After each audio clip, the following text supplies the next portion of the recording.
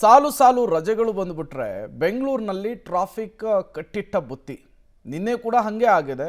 ಸಾಲು ಸಾಲು ರಜೆಯ ಹಿನ್ನೆಲೆಯಲ್ಲಿ ಜನ ತಮ್ಮ ತಮ್ಮ ಊರುಗಳತ್ತ ಮುಖ ಮಾಡಿದ್ದಾರೆ. ಅದರ ಪರಿಣಾಮ ಕಿಲೋಮೀಟರ್ ಗಟ್ಟಲೆ ಟ್ರಾಫಿಕ್ ಜಾಮ್ ಉಂಟಾಗಿದೆ. ಹೌದು, ಇವತ್ತಿನಿಂದ ಸಾಲು ಸಾಲು ರಜೆ ಇದೆ. ಇವತ್ತು ಸೆಕೆಂಡ್ ಸ್ಯಾಟರ್ಡೆ, ನಾಳೆ ಸಂಡೇ, ಸೋಮವಾರ ಗಣರಾಜ್ಯೋತ್ಸವ ಇದೆ. ಹಾಗಾಗಿ ತಮ್ಮ ತಮ್ಮ ಊರುಗಳತ್ತ ಜನ ಮುಖ ಮಾಡ್ತಾ ಇದ್ದಾರೆ.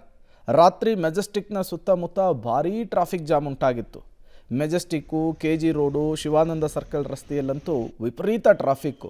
ವಾಹನ ದಟ್ಟಣೆಯನ್ನು ಕ್ಲಿಯರ್ ಮಾಡುವುದಕ್ಕೆ ಪೊಲೀಸರು ಹರಸಾಹಸ ಪಡಬೇಕಾದಂತಹ ಪರಿಸ್ಥಿತಿ ನಿರ್ಮಾಣವಾಗಿತ್ತು.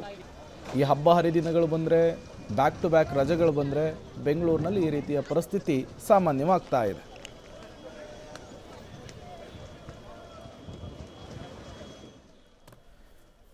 ನೀವು ಕೂಡ ದೃಶ್ಯವನ್ನು ಗಮನಿಸ್ತಾ ಇದ್ದೀರಿ.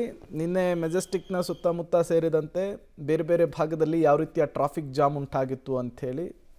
ಸಾಲು ಸಾಲು ರಜೆಗಳು ಬಂದುಬಿಟ್ರೆ ಜನ ತಮ್ಮ ತಮ್ಮ ಊರುಗಳತ್ತ ಮುಂದಾಗ್ತಾರೆ, ಮುಖ ಮಾಡ್ತಾರೆ. ಅದರ ಪರಿಣಾಮ ಏನಾಗುತ್ತೆ ಅಂದರೆ ಎಲ್ಲ ಕಡೆ ಈ ರೀತಿಯ ಲಾಕ್ ಆಗುವಂತಹ ಪರಿಸ್ಥಿತಿ, ಈ ಟ್ರಾಫಿಕ್ ಜಾಮ್ನಲ್ಲಿ ಸಿಲುಕೊಳ್ಬೇಕಾದಂತಹ ಪರಿಸ್ಥಿತಿ.